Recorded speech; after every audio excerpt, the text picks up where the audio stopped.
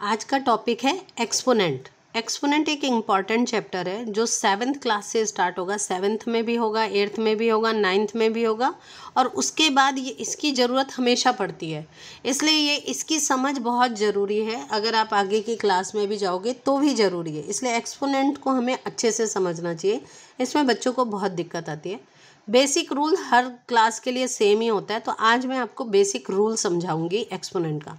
सबसे पहले एक्सपोनेंट होता क्या है, जैसे मान लीजिए एक नंबर है 2 को अगर आप 4 बार मल्टीप्लाई कर रहे हैं आपस में, तो आप इसको इस तरह से लिख सकते हो 2⁴। इसी को एक्सपोनेंट कहते हैं, यानी बेस नंबर हो गया इसमें 2 और ये एक्सपोनेंशियल वैल्यू जो है ये आपकी पावर के रूप में जो वैल्यू है वो हो गई आपकी 4। तो यही आपका एक्सपोनेंट कहलाता है, ठीक है। इसी तरह से अगर नंबर हो suppose 2/3 into 2/3 into 2/3 into 2/3 into 2/3 5 बार किया आपने, तो 2/3 तो पूरा एज इट इज़ बेस बन गया और रेज़ टू पावर 5 ये हो गया इसका एक्सपोनेंट, ठीक है। तो इस तरह से ये एक्सपोनेंट होता है आपका। अब इसके रूल्स क्या हैं, तो पहला रूल मैं आपको समझा रही हूँ। मान लीजिए आपको लिखा हुआ दिया हुआ है कि 2 एग्जाम्पल से समझते हैं और फिर रूल डिफाइन करते हैं। 2 इंटू, मैं आपको ये थोड़ा सा मुश्किल वाला बताती हूँ, तो ये तो आप आसानी से कर लोगे फिर, ठीक है। तो 2/3 इंटू 2/3 अगर सपोज 2 मल्टीप्लाई कर रहे हो और यहाँ पे 2/3 रेज़ टू पावर 5 है और यहाँ पे 2 रेज़ टू पावर 3/2 है। अब इसे आपको सॉल्व करना है दोनों मल्टीप्लाई में, तो कैसे सॉल्व करोगे? देखिए, अगर आप 5 बार 2/3 लिखेंगे, 2/3 इंटू 2/3 इंटू 2/3 इंटू 2/3 इंटू 2/3 5 बार लिख दिया। फिर मल्टीप्लाई का साइन है, बीच में आपने मल्टीप्लाई का साइन दिया, फिर 2 बार लिख दिया। तो टोटल आपने कितनी बार लिखा? 1 2 3 4 5 6 7 बार। तो फिर आंसर क्या हो जाएगा? 2/3 रेज़ टू पावर 7 एक्सपोनेंशियल के हिसाब से, एक्सपोनेंशियल फॉर्म के हिसाब से। तो इसको कैसे लिखा जा सकता है? सो हम इसको डायरेक्ट ऐसे भी लिख सकते हैं कि 2/3 5 + 2, यानी जो एक्सपोनेंट वाली वैल्यू है वो ऐड हो जाती है, ठीक है। तो ये आ जाएगा 2/3 रेज़ टू पावर 7। तो फिर फार्मूला क्या हो गया? अगर हम 2/3 को a/b के रूप में शो करें तो a/b रेज़ टू पावर 5 की जगह हमने लिख दिया m into a/b raise to power n, ये 2 की जगह n। तो ये फार्मूला क्या बन गया? a/b raise to power m plus n। In a similar way अगर 2/3 की जगह सिर्फ 2 होता तो 2 रेज़ टू पावर 5 है ना, 2 raise to power 5 into 2 raise to power 2, तो ये क्या हो जाता? 2 रेज़ टू पावर 5 + 2 यानी कि 2 रेज़ टू पावर 7। तो रूल आपका हो जाता a raise to power m into a raise to power n equal to a raise to power m plus n, ठीक है। तो पहला रूल आपका ये हो गया, समझ में आ गया? चाहे आप इस वाले इसको लिखो चाहे आप इसको लिखो, बात एक ही है। 8th में आपको ये फ्रैक्शन में होगा, जब फ्रैक्शन में ना हो तो आप ये फार्मूला लिख लो, नहीं तो ये। सिमिलरली एक दूसरा फार्मूला इसी एग्जाम्पल से करते हैं। 2/3 raise to power 5 divided by 2/3 raise to power 2। आप कैसे सॉल्व करोगे? 2/3 इंटू 2/3 इंटू 2/3 इंटू 2/3 इंटू 2/3, ये 5 बार लिखा है, डिवाइडेड बाई 2/3 इंटू 2/3 2 बार लिखा। एक बार से ये कैंसिल, कितने बचे? 3। आंसर आएगा 2/3 रेज़ टू पावर 3। तो इसको कैसे लिखा जा सकता है?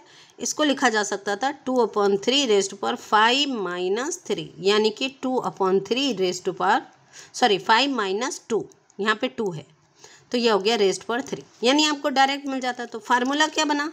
सेकंड फार्मूला बना a/b raise to power m। अगर डिवाइड हो रहा है a/b raise to power n से, तो ये हो जाएगा a/b बेस सेम और एक्सपोनेंट को आप सब्ट्रैक्ट कर दोगे। डिवाइड का साइन है तो सब्ट्रैक्ट हो जाएगा, मल्टीप्लाई का साइन है तो एक्सपोनेंट आपस में ऐड हो जाते हैं, ठीक है। In a similar way a raise to power m divided by a raise to power n, तो ये हो जाएगा a raise to power m minus n, ठीक।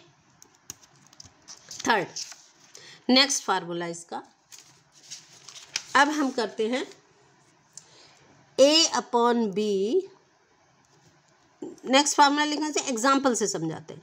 मान लीजिए आपका है 2/3 रेज़ टू पावर 5, ठीक है, और इसी में फिर रेस्ट पावर एक और वैल्यू है यहाँ पे 2। तो कैसे सॉल्व होगा?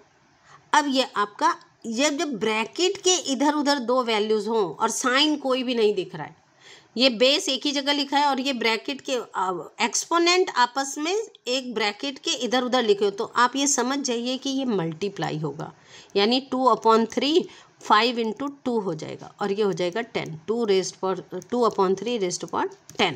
ठीक है, तो फार्मूला क्या बना?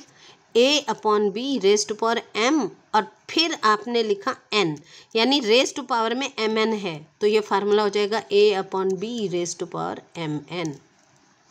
क्लियर हो गया? इन अ सिमिलर वे अगर आपको लिखा हो a रेस्ट पावर m और फिर ब्रैकेट में n, तो ये हो जाएगा a रेस्ट पावर mn। ध्यान क्या देना है, जब ब्रैकेट लगा हो और सिर्फ एक्सपोनेंट हो और बीच में कोई साइन नहीं है, ठीक है, तो वो आपका mn हो जाएगा। बीच में कोई साइन का क्या मतलब है, जैसे आप नॉर्मली भी करते हो, अगर यहाँ पे बाहर 2 लिखा हुआ है और अंदर 3 है तो आप मल्टीप्लाई कर देते हो ना। बीच में साइन का मतलब यहाँ पे कोई साइन नहीं है। अंदर अगर साइन है -3 तो भी मल्टीप्लाई ही होगा, अंदर से कोई लेना देना, इन दोनों के बीच में साइन नहीं अगर नहीं है तो। ठीक है, तो यहाँ अगर साइन होता तो फिर आप 2 + -3 करते, साइन नहीं है तो 2 × -3 किया आपने, 2 - 3 लिखा है। इन अ सिमिलर वे यहाँ पे अगर मान लो यही वैल्यू होती है 2⁵ और यहाँ -2 होता, इसका मतलब क्या है? इसका मतलब ये नहीं है कि इन दोनों के बीच में साइन है, ये मतलब है ये -2 है और ये 5 है और बीच में ब्रैकेट है। ठीक है, और ये आपस में मल्टीप्लाई होगा, तो आंसर हो जाएगा 2⁻10। तो इसमें आपको कंफ्यूज नहीं होना है। ठीक है, ब्रैकेट के इधर उधर वैल्यू लिखी हुई है, पॉजिटिव लिखी है नेगेटिव लिखी है, उससे कोई लेना देने नहीं, और ये सॉल्व होगा। तो मेरे ख्याल से अब आपको यहाँ पे ये पॉइंट समझ में आ गया होगा। अब तो 3 फार्मूले हमने समझ लिए, अब हम चौथा फार्मूला करने जा रहे हैं। चौथा फार्मूला है आपका, अगर बेस डिफरेंट हो, यानी कि a/b multiply rest power m × c/d multiply by n। जैसे कि आप suppose 2/3 rest power 5 × 3/5 rest power 2, तो कैसे सॉल्व करोगे? तो इसमें आपका जो क्वेश्चन इस टाइप का नहीं आता है, इसमें ये भी पावर सेम रहती है, a/b rest power m × c/d rest power m, यहाँ पे भी आपकी पावर सेम रहेगी 5, तब फार्मूला अप्लाई होता है। ठीक है, अलग अलग पावर है तो फिर अलग अलग तौर से, वो भी अभी मैं आपको बताऊंगी कैसे सॉल्व करेंगे। तो पहले अब हम फार्मूला समझ लेते हैं। तो यहाँ पर आपका ये हो जाएगा, जब एक्सपोनेंट सेम हो और बेस डिफरेंट हो, तब फिर ये फार्मूला अप्लाई होता है। तो ये कैसे सॉल्व होगा? 2/3, तो आप ये जो दोनों बेस हैं उनको आपस में मल्टीप्लाई कर देते हैं, क्योंकि एक्सपोनेंट सेम है, और बाहर वही एक्सपोनेंट लिख देते हैं। ठीक है, तो ये हो गया 2/3 × 3/5 5। अब कैंसिल करोगे, 3 से 3 कैंसिल हो जाएगा, 2/5 रेस्ट पावर 5 आपका सॉल्व होके आ जाएगा। तो यहाँ फार्मूले में आपका हो जाएगा a/b × c/d rest power m। ठीक है, ये आपका चौथा फार्मूला है। अब मैंने जैसे वहाँ गलती से लिख दिया तो मैं लिख के आपको बताती हूँ। अगर मान लो आपका a/b रेस्ट पावर m है × c/d रेस्ट पावर n है, तो यहाँ पे एक फार्मूला कौन सा होता है, a/b रेस्ट पावर m को लिखा जा सकता है a rest power m b rest power m। ठीक है, अलग अलग सेपरेट वे में। इसी तरह से c को भी लिखा जा सकता है, तो बस वही लिख लेंगे, a rest power m b rest power m × c rest power n d rest power n, और फिर आप सॉल्व करोगे। तो वहाँ पर सॉल्व करते समय जैसे मान लो यही क्वेश्चन होता और ये m और n अलग होता, तो 2/5 रेस्ट पावर 5 × 3/5 रेस्ट पावर, मैंने पहले 2 लिखा था, मैं 2 लिख देती हूँ, सॉल्व करते हैं। ये हो जाएगा 2 रेस्ट पावर 5/5 रेस्ट पावर 5, दोनों के एक्सपोनेंट हमने अलग अलग कर लिए, × 3 रेस्ट पावर 2/5 रेस्ट पावर 2। अब देखिए ऊपर ऊपर मल्टीप्लाई, नीचे नीचे मल्टीप्लाई, और नीचे आपको 5 रेस्ट पावर 5 और 5 रेस्ट पावर 2 मिला है, तो आपका ये ऐड हो जाएगा। यानी कैसे लिखोगे, 2 rest power 5 × 3 rest power 2 5 rest पर 5 इंटू 5 रेस्ट पर 2। और ये वही रूल अप्लाई हो गया यहाँ पे a रेस्ट पर m इंटू a रेस्ट पर n, यानी कि 5 रेस्ट पर 5 प्लस 2 हो जाएगा। तो आंसर आ जाएगा 2 रेस्ट पर 5 इंटू 3 रेस्ट पर 2 अपॉन 5 रेस्ट पर 5 प्लस 2। सॉल्व कर दो। 2 रेस्ट पर 5 इंटू 3 रेस्ट पर 2 अपॉन 5 रेस्ट पर 7। तो ये इस तरह सॉल्व होगा। तो यहाँ रूल ये अलग लगा, ठीक है। ये वाला रूल क्या है, जब सेम हो एक्सपोनेंट तब ये रूल अप्लाई होता है। क्लियर। अब हम तो ये आपका एक फार्मूला हो गया। अब हम आते हैं 5th नंबर के फार्मूले पे। तो वो है अगर a रेस्ट पर b रेस्ट पर -1 हो, यानी नेगेटिव वैल्यू हो, तो कैसे सॉल्व होगा। तो ये हो जाएगा 1 upon a upon b rest पर 1 पॉजिटिव, और फिर ये वैल्यू पलट जाएगी तो ये हो जाएगा b अपॉन a। तो a अपॉन b रेस्ट पर -1 बदल जाएगा b अपॉन a। सपोज ये क्वेश्चन होता 2 अपॉन 3 रेस्ट पर -5, तो क्या हो जाता है ये 3 अपॉन 2 रेस्ट पर 5। यानी नेगेटिव वैल्यू को अगर आप पॉजिटिव में बदलना है आपको, तो ये वैल्यू पलट दो। कैसे पलटा है आपने, ये देखा है कैसे पलटा हमने। तो ये एक फार्मूला हुआ, यानी ये एक फार्मूला हो गया, ठीक है। अगर नेगेटिव है तो अंदर की वैल्यू पलट दोगे तो पॉजिटिव बन जाएगा। यहाँ पे जो भी वैल्यू होगी, ये -1 के लिए हो गया तो 1 हो गया। अगर सपोज यही वैल्यू होती a अपॉन b रेस्ट पर -m, तो ये हो जाता b अपॉन a रेस्ट पर m।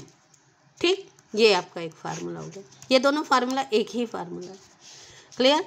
नंबर 6 में a अपॉन b रेस्ट पर अगर 0 है तो वो 1 हो जाएगा। a रेस्ट पर 0 है, चाहे a अपॉन b रेस्ट पर 0 है, वो 1 हो जाएगा। यानी अगर 5 रेस्ट पर 0 है तो वो भी 1, 3 रेस्ट पर 0 है तो वो भी 1, 37 रेस्ट पर 0 है तो वो भी 1। अगर किसी की भी पावर 0 है तो फिर वो 1 में कन्वर्ट हो जाता है। क्लियर। अब हम कोई और फार्मूला जो बचा है, नहीं, बस इतने ही फार्मूले हैं और इन्हें आपको अच्छे से समझना है, ठीक है। इसके अलावा जब भी आप क्वेश्चन सॉल्व करोगे तो ये फार्मूला आपको साइड में लिखना ज़रूरी होता है, वरना नंबर नहीं मिलते हैं। तो अब इन्हें आप अच्छे से बार बार इसको देखिए, वीडियो को अच्छे से इस फार्मूले को लर्न करिए। नेक्स्ट वीडियो में मैं इसके कुछ क्वेश्चंस सॉल्व करके आपको दिखाऊंगी, ठीक है।